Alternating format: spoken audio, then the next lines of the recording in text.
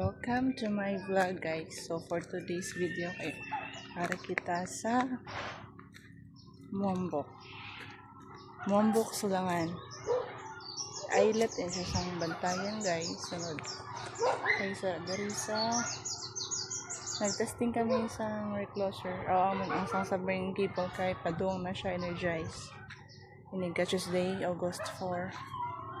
So sara ako diri na assign then sila ang iban kaya to sa lutungan. So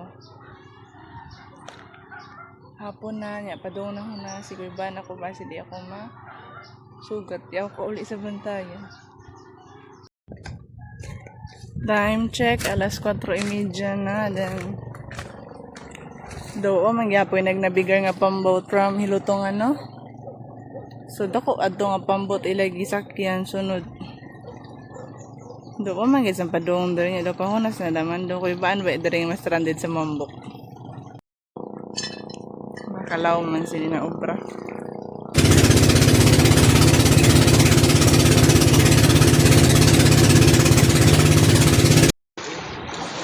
I mean, nakabawas. Di malakat kanina. Tara, sila lang naglakat. Vlog ni guys. Doso na guys. Kaya nahuna sana guys.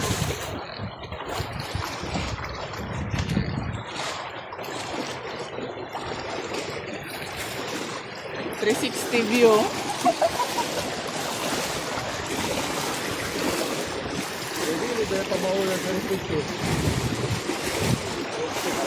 Papa, wala lang kayo sa atong giyapin.